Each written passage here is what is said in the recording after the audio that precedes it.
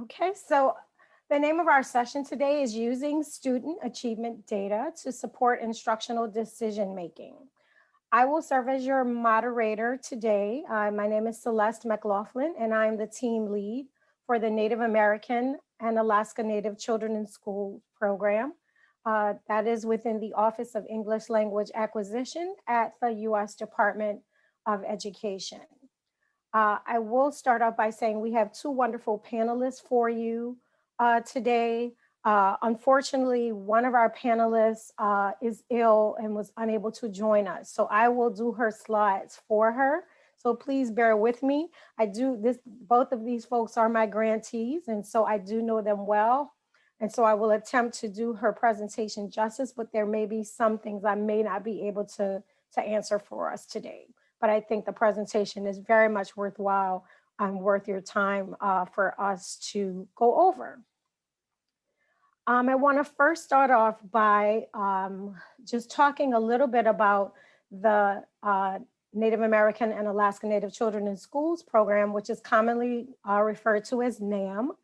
And this program awards eligible entities to develop and enhance capacity and to provide effective instruction and support Native American students who are identified as English learners. And this program is to support the teaching, learning, and studying of Native American languages while also increasing the English language proficiency of students served to meet the same standards. Here we'll just look quickly at the eligibility criteria for our NAM grant. As you can see, it's pretty standard in terms of most grants that support our Native students. And so that just gives you a little bit more detail about our eligible entities. Here is just a quick overview of our current NAM grantees. We currently have two cohorts, 2016 cohort and a 2018 cohort. And you will see the average award size, the number of awards we have. It is a 5-year grant. You'll also see the states represented and also the types of entities that are representative with our two current cohorts. And we have a new competition coming up that I will speak to in just a moment or two. Here you will see the languages spoken in our current NAM grantees. So we have a wide array of languages reflected with our current grantees. And we look forward to adding some new folks with our 2021 cohort. So here you will see we have a FY21 competition that is scheduled for the first quarter of 2021. We are currently moving through the final approval processes. And so we hope to put it out very soon, but of course, how you know how these things go, we cannot release any specifics until it is in fact finalized. But if you would like more information about our upcoming competition, please email our competition mailbox at nam2021@ed.gov. I will also put that in the chat for you. Okay, so our two panelists that we have scheduled today represented two of our grantees. One, the Lower Kuskokwim School District in Bethel, Alaska, and the second being the Rocky Boy Schools in Box Elder, Montana. As I mentioned, our first panelist, who is Ms. Gail Miller, she is a project director for us. She also is a UPIC curriculum designer, and she's technically the retired K-12 director of academic programs, but you wouldn't know it because she's an integral part of their program and she's an integral part of our NAM grant. The agenda, she was going to go over their WIDA and UPIC proficiency test project. She also wanted to talk about how they use data to create their UPIC proficiency test, and then how will they use student achievement data. And the questions and comment period, of course, I will do my best to answer any questions that you might have. Okay, so she wanted to talk about who are we? where are we, and a description of their NAM project. Here you will see a map of the Central Yupik Eskimo region. It represents 56 Yupik villages that are all federally recognized, 25,000 people, 59,000 square miles. There are no road connections in terms of the ice road and river during the winter. They practice hunting, fishing, and gathering a way of life.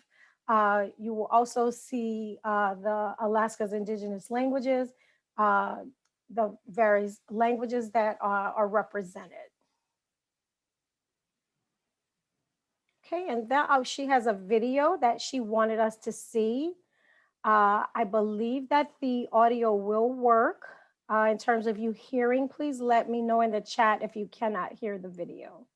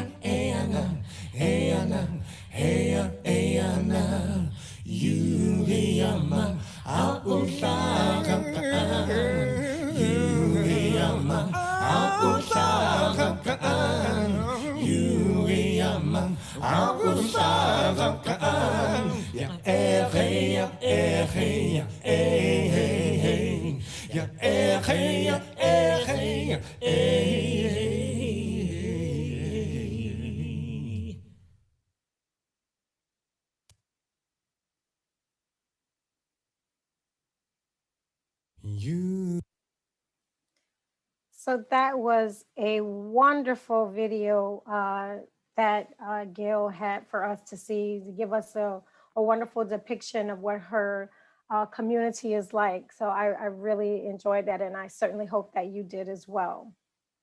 Here are some of the demographics of the Lower Kuskokwim School District. It's the largest rural school district. The largest rural school district in Alaska, approximately 22,000 square miles.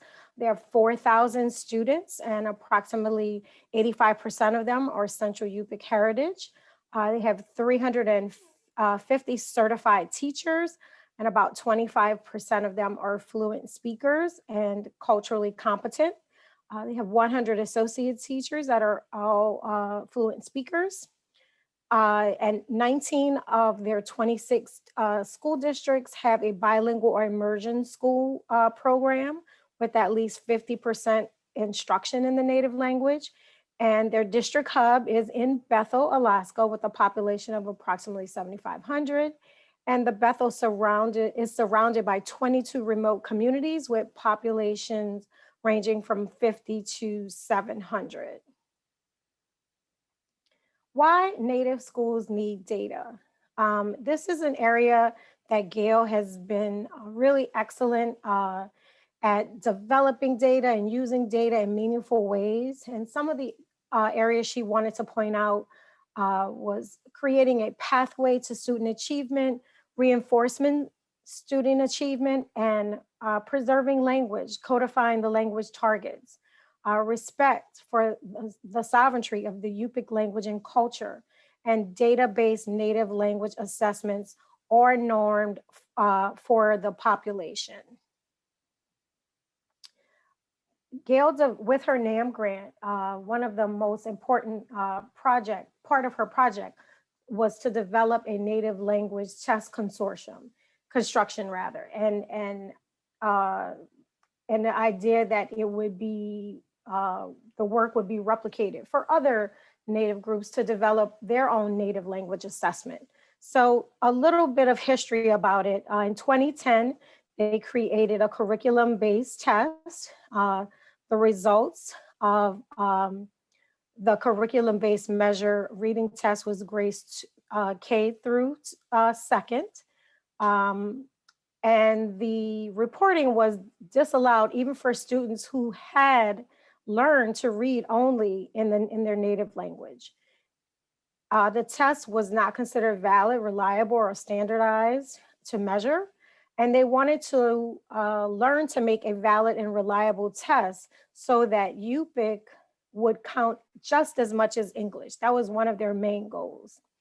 Long-term goal, as I mentioned, was to create and publish tools to help other Indigenous groups create their own culturally informed assessments. So in developing her, the native language assessment that she worked on, and I, also want to mention it was a group of folks that worked on this with her leading the work. The oral test was a part 1 and part 2, listening and speaking. And then the cultural test was also a part 1 and part 2, both nonverbal and then the Yupik worldview. And then a literacy test component with a part 1 and 2 of both reading and writing. This talks about how she used the data to create the test. And this is an area that unfortunately I can't speak to very much specifics about exactly how they use this information to develop the Yupik proficiency assessment. But I do know that they started out with grades 2nd and 3rd, and it was an oral pilot. And this is something that even after Gail's contact information is on the PowerPoint. So if there are areas that you want to connect with her about specifically, I would highly recommend you reaching out to her. She is just wonderful and loves to share with others. So she would certainly welcome those emails when she's able to resume her work duties. So how will they use the data resulting from the test? To assess the effectiveness of the dual language and immersion programs, they want to provide schools, teachers, parents, and students with information regarding heritage language loss, as well as language preservation and revitalization. They also want to provide information about student language progress and relationship to academic progress. The relationship, that is the relationship between both the language learning and how that relates to academic progress. Because, a lot of research certainly shows that our students that are dual language learners definitely can certainly excel in other academic areas. Also, they wanted to set achievement targets for the district level, the school level, and classrooms and individuals.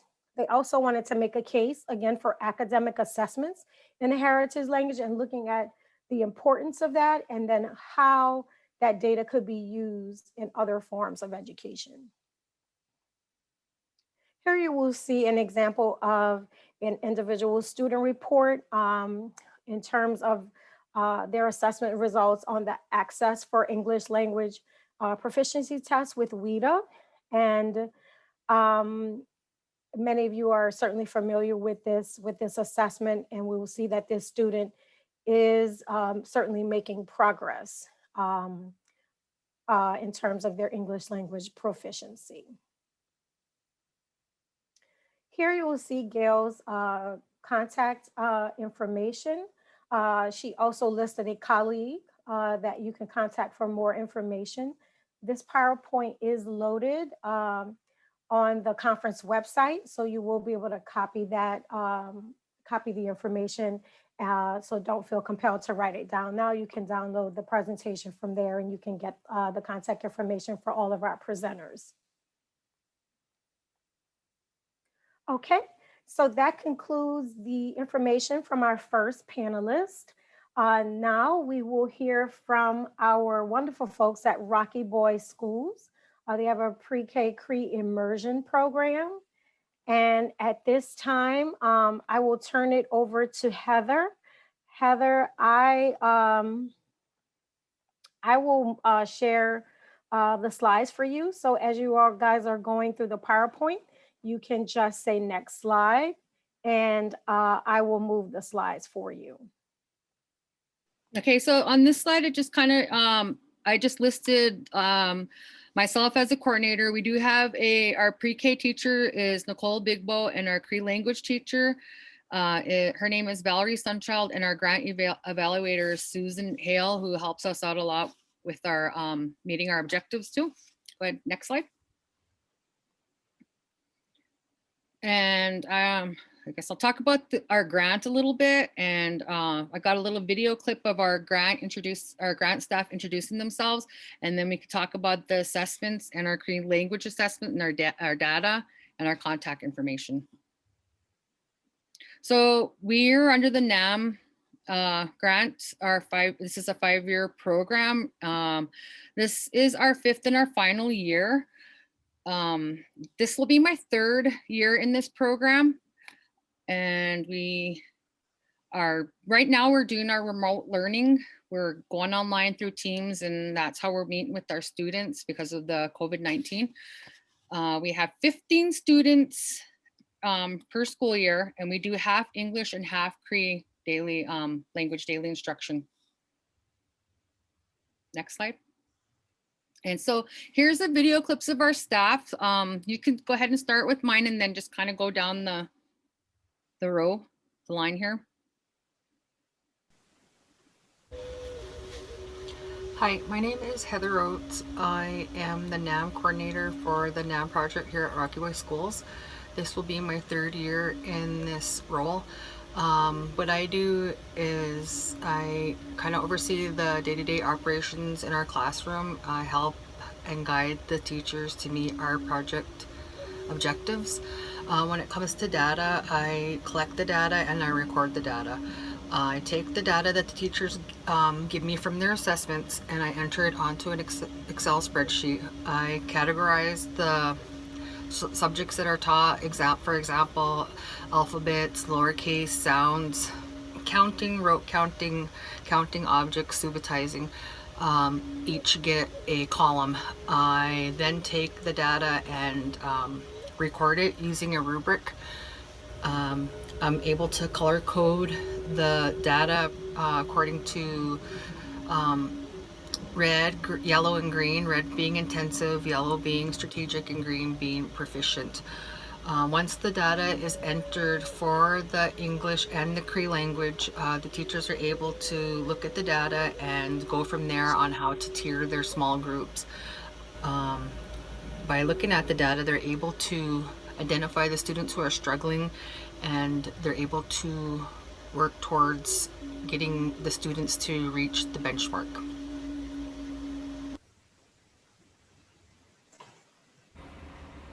Hello, my name is Nicole Bigbo, and I'm the teacher for the pre-K immersion class.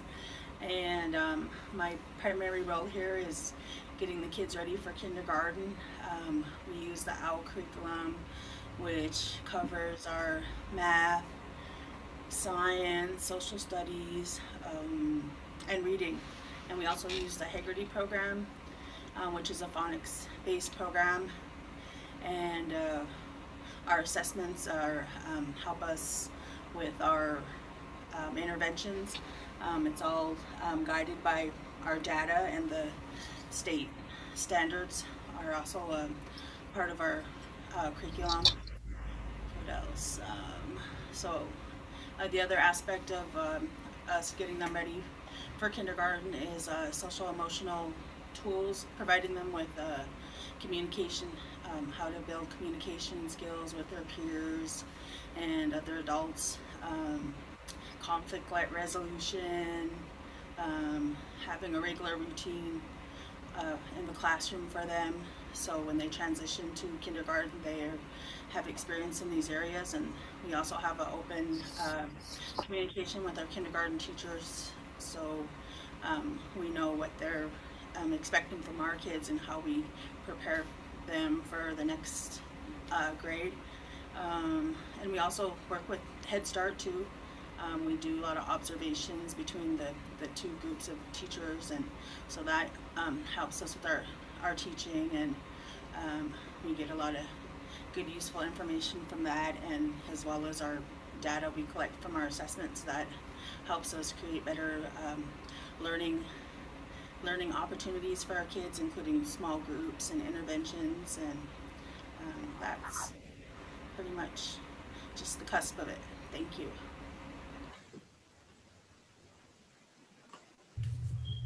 Hello, I'm Susan Hale, and I'm with RJS and Associates, Inc.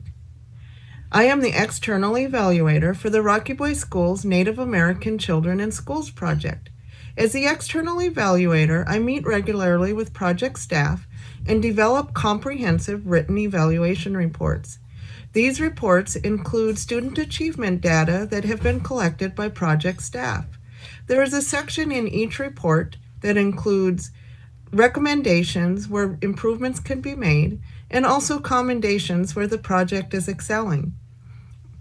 The project staff can then use these reports to make modification to teaching strategies that will help improve the outcomes of Native American children that are in the program. Thank you.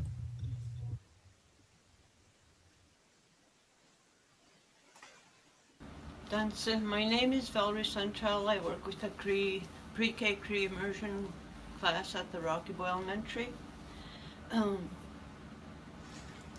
My title is the Cree language instructor, and I had past experience working with a bilingual program, and through there I got plenty of experience working with the Cree language and the children. And my assessments are all aligned with the OWL curriculum, which our preschool uses.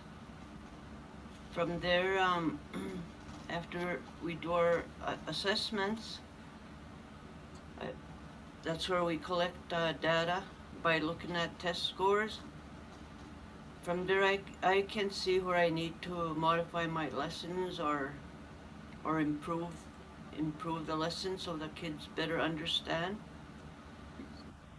We do break our students into small groups, tiers of low high groups, and also work with them on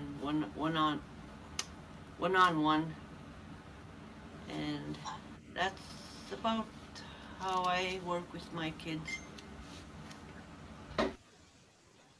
So for this slide right here, it just kind of talks about the curriculum that we use. We use OWL curriculum, which is given to us by the state. And what we did was we aligned our Cree curriculum to match the OWL curriculum. So let's say when we start, the teacher will start off with themes. So if she does like community, Val will switch that over to the Cree language. If she does farm, we'll switch that over. Val will switch that over to farm. So that's pretty much how we base our Cree language is off the OWL curriculum that we use from the state. We align it. From there, we do have informal and formal assessments. We do a pre-screen in the summer. We have an interview process for our students, and they come in, they do an interview with the teacher and the Cree language teacher. They do a pre-screen at that time, and we use that data. Then when they start school, we go from there because we kind of get an idea where when they're coming into our classroom, how much Cree they know. I'm trying to turn it down. Sorry. Minimize your screen. So they do get some Cree at Head Start. So this pre-screen is just kind of giving us an idea where they're at and where we could start. Then we go from there. Once school starts, we do, like I said, informal and formal assessments. We have our first quarter assessment. From there, we could tier our groups to the high, medium, low groups, and we each could take children, each group, and also we could do one-on-one. I got it down. Thanks to Joanne. Oh, there's a bug. I'm sorry, we're getting some audio from someone. If you could please mute your line. Thank you. Go ahead, Heather. I forgot what I was saying. Okay, so from there, I got into this one by the OWL accident. curriculum is I kind of keep like getting- our formal assessment, and then just our informal assessments, just by watching the students and observing them during group time or carpet time. And we could kind of tell who's struggling and who's not understanding from that way, plus the formal assessments. Then we're able I to go do to it. number 3. Okay, go ahead and switch to the next You are slide. out. You are on.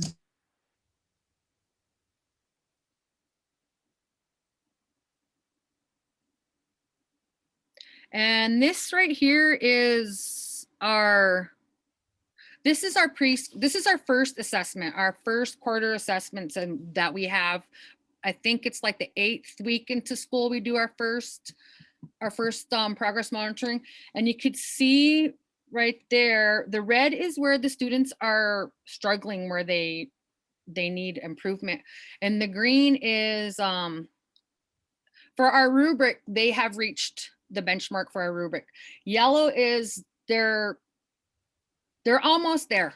So this is what we use. So, and for the red part, we would take those students, break them up into groups, and we would work with them on the syllabic chart, letter naming, letter sounds, colors, and rote counting. Okay, go ahead and switch to the next one. So this is our end of the year assessment. So you can see where they made progress by small groups and whole groups. We still have a lot of work to do with some other students, but they get Cree when they go to the elementary. We're just starting them out here in pre-K. They have a Cree teacher in elementary that picks up where we left off. Next slide. And this is our contact information with our email addresses. And that's pretty much our PowerPoint.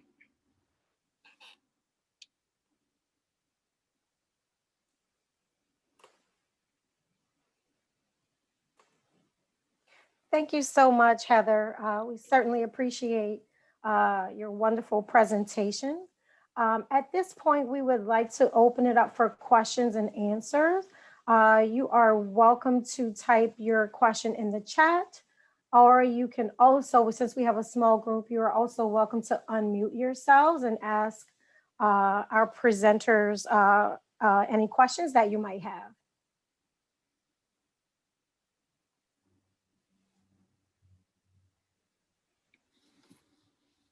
So this question is is this Cree program immersion or bilingual? So we do half Cree and half English, so we're not like full immersion.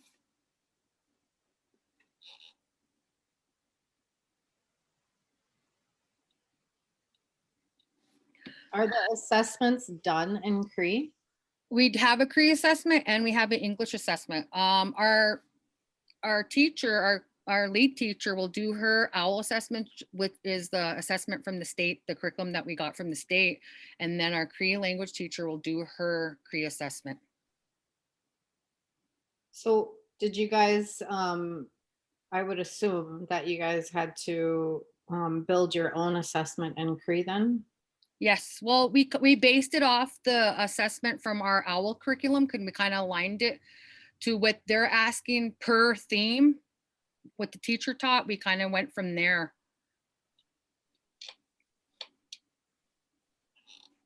Nicole, would you like to answer some questions? I got the teacher, the Cree teacher, and the classroom teachers on here too as well. Okay, who built I'm sorry, you may have already answered this question, but you said you built it from the OWL assessment. So was it like you built it, you just translated? Yeah, well, we took it, the coordinator who was on before had aligned it to the OWL curriculum. And then when the new Cree teacher came in, she kind of did some modifications and kind of switched up to how she felt would be easier to teach the students for this age level. Because this is 4 and 5-year-olds. Oh, okay. So the teacher modified the assessment. Yeah, the Cree language teacher. Awesome. Awesome. Gosh. I'm just thinking because we have a linguist on board at our school, at our immersion school, and I think he's done a lot. I know he's done some of the assessments, but I know that some of them are also teacher led. But thank you. I appreciate you answering the questions. Okay. Are your students second language learners? Some of them come in knowing a little bit Cree when they come to our classroom. Like I said, they get Cree and Head Start, but I don't believe they get it all day. So they have some knowledge when they get here, like colors and numbers, and but English is their first language.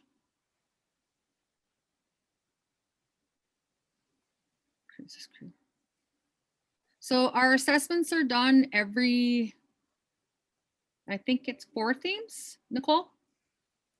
Or every theme? I believe it's every 3. Every 3 themes? Mm-hmm.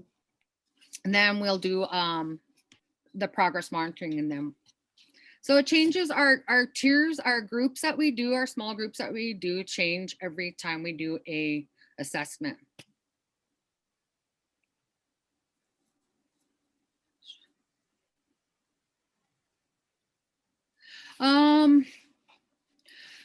Is your data complete to show equal? So after our students leave from here, they go to the elementary, and we have really good communication with the elementary teachers from our past students that were in this classroom, because we want them to kind of stay together when they go to the elementary. So our students will go to a kindergarten teacher. We communicate all the time. Then they'll go to the next. We want them to, I guess what I'm trying to say is that we want them to stay together as they go to 1st grade, 2nd grade, 3rd grade. They share their data with us from our previous students, and they've been doing really good.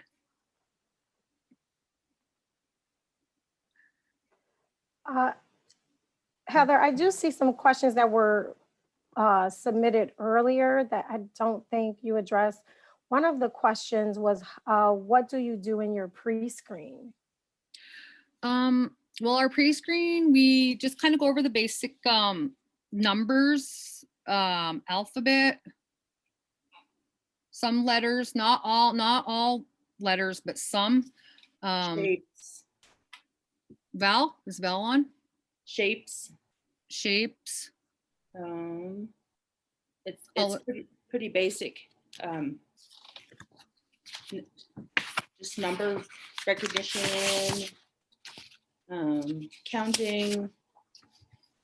But I seen another question. It says, how does your school encourage parent involvement for the language assessment? So that's one of the really good things about our program, is that it's one of our requirements for our program is that parents sign an agreement that they are involved. And I think that makes our program very successful, because we have 100% participation from our families.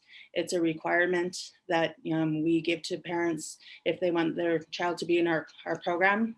And so when we are working our assessments, we'll get a hold of parents and we can tell them we're working. We'd like you practice with your children. We're working on numbers, or we're working on your child needs help in this area. And so they're really good about it. And I think that has been a big factor in this program being very effective, is that we do require family participation. It is, I mean, it's a big thing for us. And I think it's very helpful.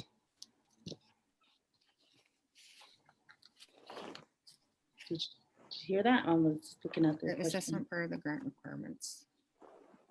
I'm actually answering that in the chat, but I'll also say it verbally. For the NAM program, assessments are required in English, reading, and the native language.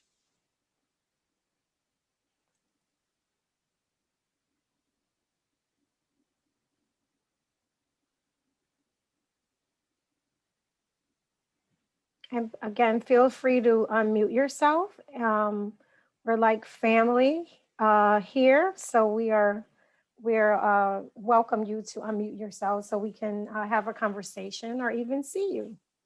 Attendance is not something that we require.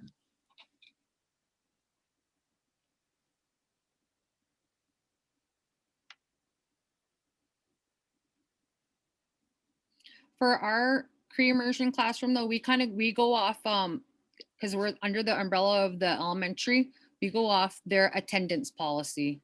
And that's one of our objectives that is very important when we do our interview process, that we tell them we're under the elementary attendance policy, and they need, well, when we were going to school, we encouraged them to be here like every day, but now that we're on Teams meetings for learning, it's kind of hard to get everybody on.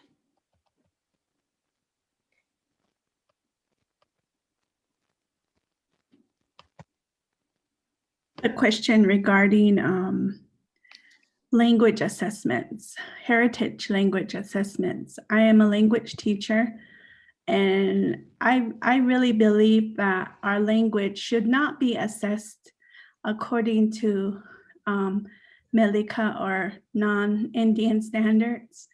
I also believe that language is a life learning experience, and it's really troublesome when government entities require that we do language assessments, and we have to start from the root of the families where our children are coming from.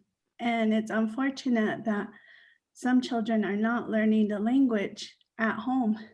So that responsibility is given to us language teachers. And sometimes it takes extra time, and when public education doesn't support the movement, the grassroots movement of language learning in non-Indian schools, it's really a difficult pathway, I think. And I really don't like that I have to assess my students. And that I'm always gonna have that, how would you say, that's another way that control it from federal entities govern us. And I really believe that language assessments should be, we can check here and there, but I really also believe that the change has to happen from us language teachers to, consult those who are, who can lobby for us. These monetary funds that come to tribes and school districts, those need to be changed in how we assess our language. That's how we can assert our sovereignty of our languages. So that's why I'm in this, to see how other tribes are assessing their languages. And, that's always gonna be something that I'm gonna have in the back of my mind. And it's unfortunate we have to rely on federal funds, but I appreciate you guys listening. Sure. Heather, you have a comment or a response? I have something I'd like to say, but I'd like to let you go first. No, go ahead. Okay. I totally agree with you. I can hear the frustration in your voice, and I can understand how you feel from being a teacher who was teaching when the No Child Left Behind was instituted, and how difficult that was to think about. If my students don't pass, they won't be able to go on from the fourth grade or the 8th grade, et cetera. But one of the things about this program, it offers more flexibility. It's not as rigid as say, state assessment requirements. For instance, with the native language component, one of the things that a lot of our grantees do is use these funds to help them develop an assessment that is right for them, something that is appropriate for their students in their respective language. And we don't have requirements on how you do it or what it looks like, just that you do some type of pre-assessment and looking at how they started and then how they ended up to demonstrate the progress that the students make. So it's more about progress. We don't have like certain benchmarks that they have to meet, or, if they don't, if they're not proficient, it's a problem with the grant. It's very flexible. It is more about the focus being on helping tribes in terms of that preservation and revitalization of that language and how to continue the language. And people, some, of course, tribes are, are a little bit more advanced with their language programs. And some, they don't have as many elders that speak, and it's very much a challenge. So it runs the gamut. But just know that this grant is more about trying to help support you, not to be punitive, if that helps.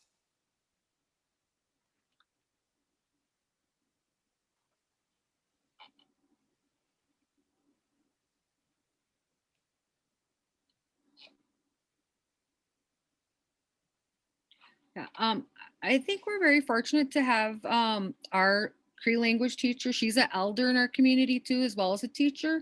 So she's very knowledgeable on the Cree language and the culture and the traditions. And we're very fortunate to have her in our classroom and to be here 100% for our students.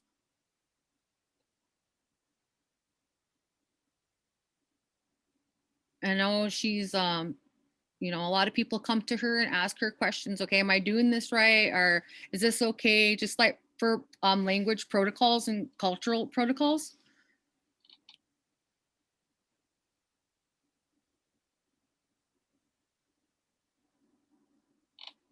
Do we have any other questions? We're certainly happy to answer any and all questions.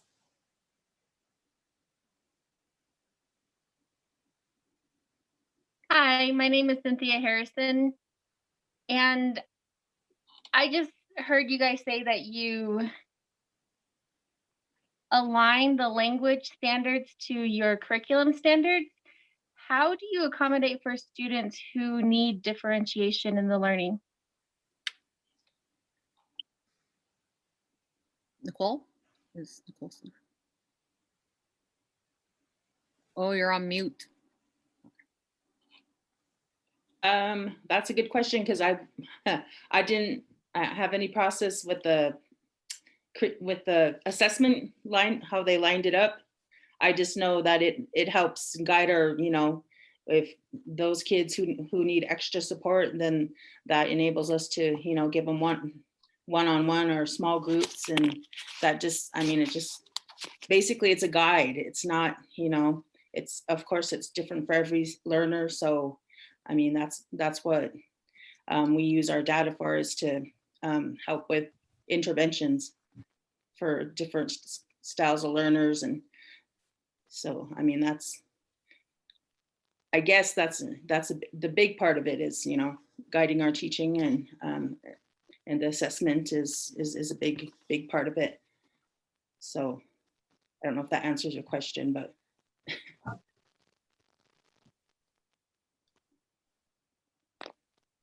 Thank you. And kind of like what Nicole said, it's not like it's changing all the time. We always have to find different ways to teach. What works for one student doesn't work for another student. So we're always, reinventing different methods for their understanding.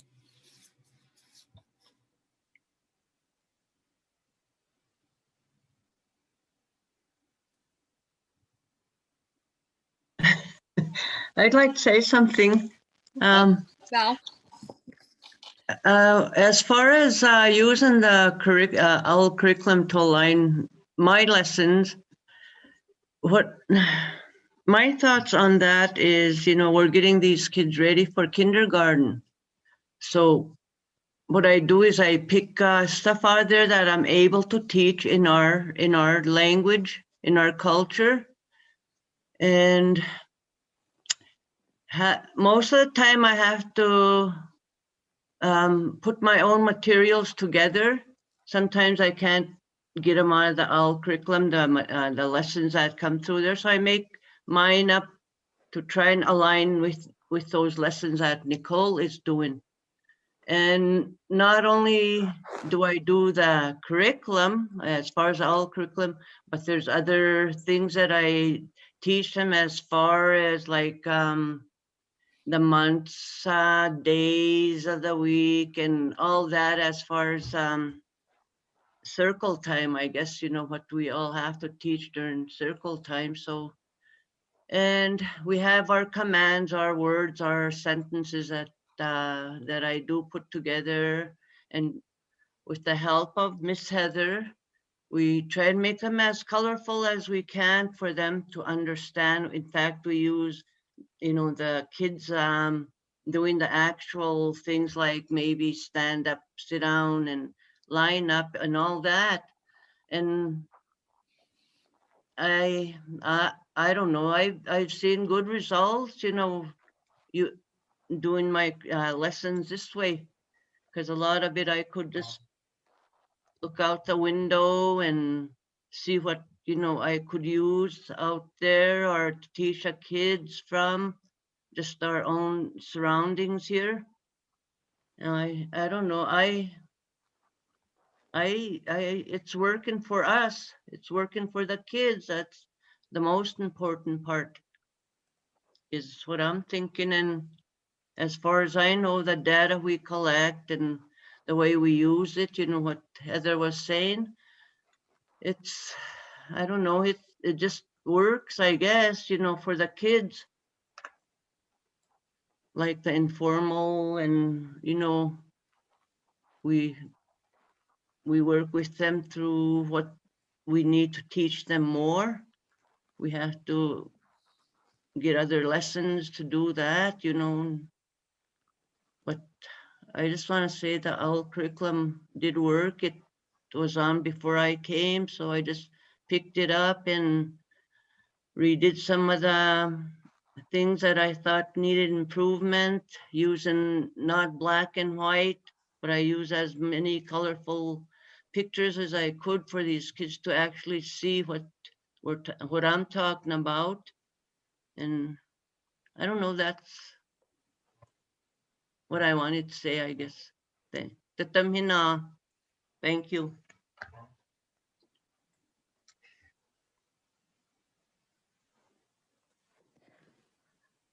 Thank you so much. I appreciate that wonderful insight that you provided us with, Valerie. I just answered a question in the chat, but I also addressed it verbally. We received a question in reference to Alaska in terms of whether they saw any parallels between their native language assessments and their WIDA assessments. Did the same students score well on those tests or similarly? I don't know the exact answer to that. It's a great question. I would encourage anyone that would like to know more about it to reach out to Gail Miller directly. I put her email in the chat. I do know that she worked very closely with Dr. Rosalie Grant of WIDA, a WIDA researcher who assisted her in developing her native language assessment. And so they really developed some powerful work. And again, one of their goals was to help others in their quest to either develop a native language assessment or perhaps improve or build upon what they already had. And so again, with that, she would love to hear from anyone that would like to learn more.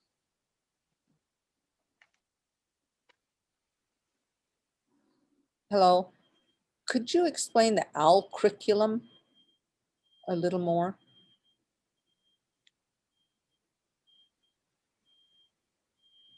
Heather, did you hear the question? Yeah. Okay. I think Nicole's going to answer that. Okay, thank you.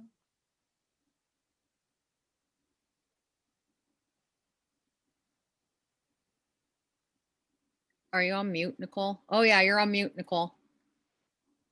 So let me just show you my book. This is it's kind of like a canned program. Our curriculum, Open a World of Learning. Can you see it? Yeah, yeah.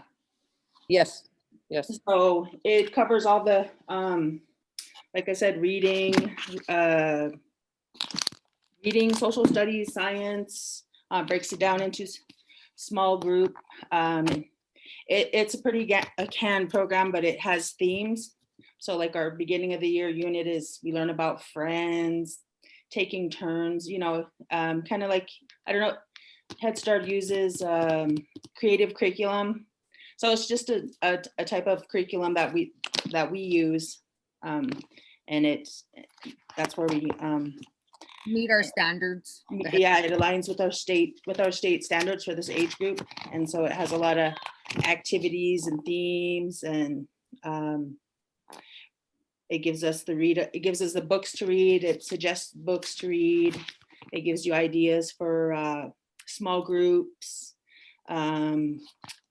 just a lot of informal assessments when you're doing your small groups, so you don't have to be testing kids all the time.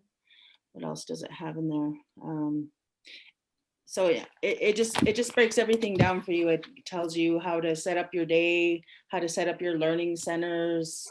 It covers all that. Okay. Is it in English or is it in Cree?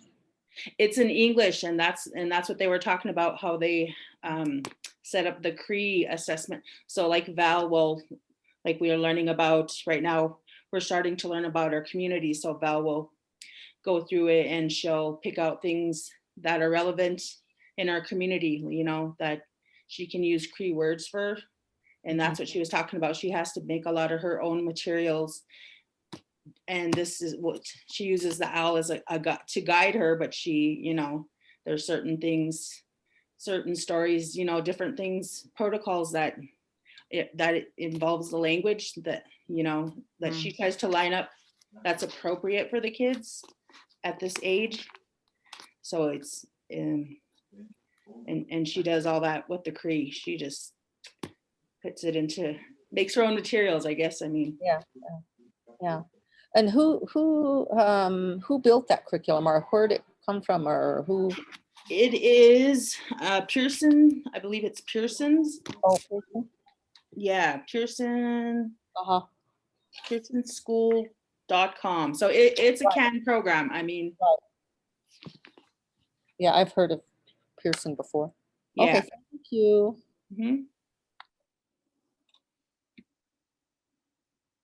Okay, well, we are just about at time with just 1 minute left. I would certainly like to extend a warm and gracious thank you to our presenters today. We know that it's a really challenging time for everybody, and it's difficult for, you know, just to get folks together, and people are dealing with so many different challenges. And so I really thank our presenters, all from our Rocky Boy schools, Heather and Nicole and Valerie and Susan. Thank you so much for joining us. And thank you to everyone else who joined us, our session today. We really appreciate all of you taking the time to join our session. And we have about a 30-minute break until the next session. So please join one of the next sessions. And again, thank you so much, and take care, everyone, and stay well.